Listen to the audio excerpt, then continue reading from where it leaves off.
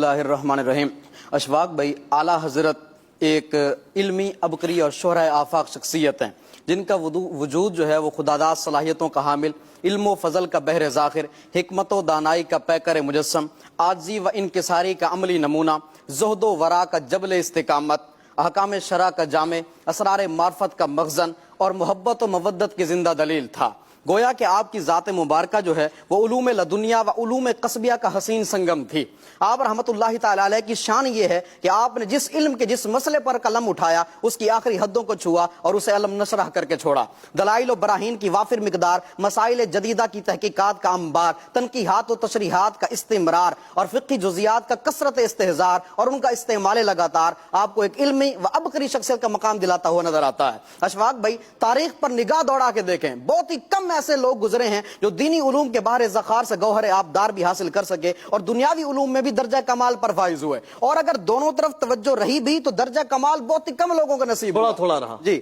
لیکن اگر ہم امام ہر علم و فن امام احمد رضا خان نور اللہ مرکزہ کی شخصیت کو دیکھتے ہیں تو آپ کی ذات وہ ذات ہے جو ہمیں ان نامور شخصیات کی فہرست میں چمکتے دمکتے نظر آتے ہیں کہ جن لوگوں نے دینی و دنیاوی علوم کے متعدد میدانوں میں اپنی خداداد صلاحیتوں کے جوہر دکھائے ہیں۔ اعلیٰ حضرت وہ شخصیت ہیں جنہوں نے ہر میدان میں آفتاب علم و فضل کو جگمگایا ہے۔ اعلیٰ حضرت وہ شخصیت ہیں جنہوں نے دینی علوم میں بھی اور دنیاوی علوم میں بھی تحقیق و تدقیق کے صرف پھول ہی نہیں کھلائے، پورے پورے گلشن آباد کیے ہیں۔ اعلیٰ حضرت وہ شخصیت ہیں جنہوں نے دنیاوی علوم کے سمندروں میں بھی غواصی کی ہے اور دینی علوم کی وسیع تر فضاؤں میں بھی شاہین کی سی بلند پرواز کی ہے۔ آپ نے دینی اور دنیاوی علوم کے بے شمار علوم ہیں جہاں پر آپ نے خامہ فرسائی کی ہے، جس کو عوام تو عوام، علماء بھی پڑھ کر سن کر سمجھ کر اس کے بعد ماہرین علوم و فنون انگشت بدندار رہ جاتے ہیں۔ آپ نے جن علوم پر قلم اٹھایا ان کے اندر بے شمار علوم ہے، کسی نے 55 بتایا، کسی نے 70 بتایا، کسی نے 120 بتائے، آپ گنتے چلے جائیں جن پر آپ نے قلم اٹھایا ہے۔ علم قرات، علم تجوید، علم تفسیر، علم اصول تفسیر، علم حدیث،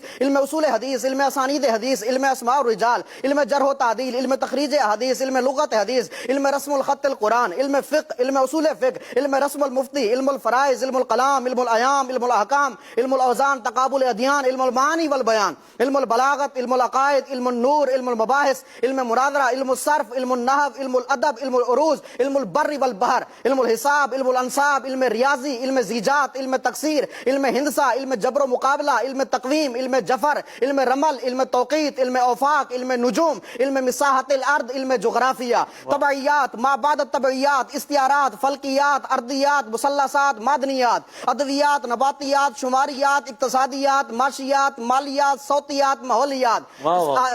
سیاسیات، سالماتی سے حیاتیات، سیاسیات، موسمیات، تعلیقات، تشریحات، تحقیقات، تنقیدات، ردات، عمرانیات، اساطیرات، خطبات، مکتوبات، نقوش و تعویذات و مربعات، مکاشفات، اخلاقیات، ارضی طبعیات، علم خلیات، حیوانیات، فعلیات، علم تخلیق کائنات، نفسیات، لسانیات، شہریات، عملیات، طب و حکمت، تجارت، زراعت، صحافت، حمد و نعت، کیمیا، سیرت نگاری، حشر نگاری، نثر نگاری، بینک کاری، علم فلسفہ، علم منطق، علم تعبیر و رویا، علم رسم الخط، علم رد موسیقی، فضائل، مناقب، سلوک، تصوف، نظم، عربی، اردو، ہندی، نثر، عربی، فارسی، ہندی، علم قانون، علم بین الاقوامی امور، علم کیافہ۔ یہ 120 علوم میں نے آپ کو گنوائے، اللہ اکبر، سبحان ان اللہ۔ پر آپ کو مہارت حاصل تھی، اور مہارت بھی ایسی نہیں کہ ہمارا یہ پلپلا دعویٰ ہو، کھوکھلا دعویٰ ہو، یا امام کا مقصد اپنے علوم کی دھاک بٹھانا ہو یا اپنے علوم کا چرچا کرنا ہو، ایسا بالکل نہیں۔ اگر اپنے علوم کا چرچا کرنا مقصود ہوتا یا اپنے علوم کی دھاک بٹھانا مقصود ہوتا، میرے امام ایک کتاب لکھ دیتے،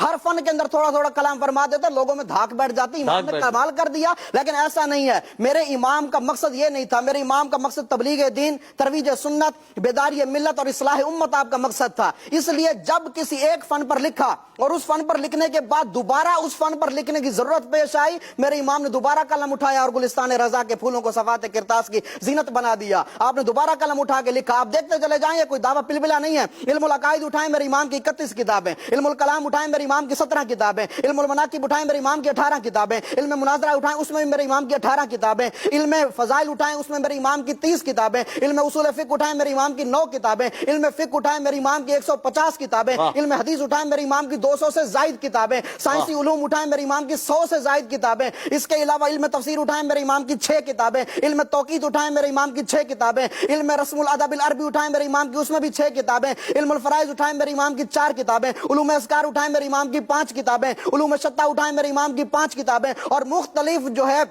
لوگوں کے رد پہ، مختلف فتنوں کے قلع قمع پر اصلاح امت کے لیے جو میرے امام نے کتابیں لکھی ہیں وہ 224 یا اس سے زائد کتابیں ہو سکتی ہیں۔ یہ تو میں وہ چیزیں بتا رہا ہوں جو علماء کرام نے بتایا کہ اتنی کتابیں۔ حق تو یہ ہے کہ میرے امام کی تصانیف کا آج تک پتہ ہی نہیں چل سکا کہ میرے امام نے کتنی کتابیں لکھی ہیں۔ بہت ساری کتابیں ضائع ہو گئی تھیں اور آپ کا مکان گر گیا تھا، اس کی وجہ سے ضائع ہو گئی، کچھ نااہلوں کے ہاتھ لگ گئی اور ان لوگوں نے ان کو ضائع کر دیا۔ اس کے علاوہ بہت ساری کتابیں کچھ لوگ لے گئے شائع کرنے کے لیے، وہ لے گئے نہ انہوں نے شائع کی، انہوں نے واپس کی۔ لیکن آپ دیکھیں کہ اتنے علوم پر میرے امام نے کمال کا جو ہے کام بھی کیا ہے، صرف مہارت نہیں، مہارت بھی تھی اور میرے امام نے اس پر کام بھی کر کے دکھا دیا۔ اشفاق بھائی ذرا غور کریں، یہ تو رسائل کے اندر جو چیزیں موجود ہیں نا ان کی وسعت اتنی زیادہ ہے کہ علماء جب ان کو پڑھتے ہیں تو حیران رہ جاتے ہیں۔ تو خود اعلیٰ حضرت کو جن چیزوں کا علم ہوگا اس کی وسعت کا عالم کیا ہوگا۔ آپ کی شخصیت کو دیکھ کر کہنا پڑتا ہے یہ وادی رضا کی ہے، کوہ ہمالا رضا کا ہے، یہ سمت دیکھیے وہ علاقہ رضا کا ہے۔ اللہ تبارک و تعالی نے آپ کو کتنا بڑا رتبہ دیا،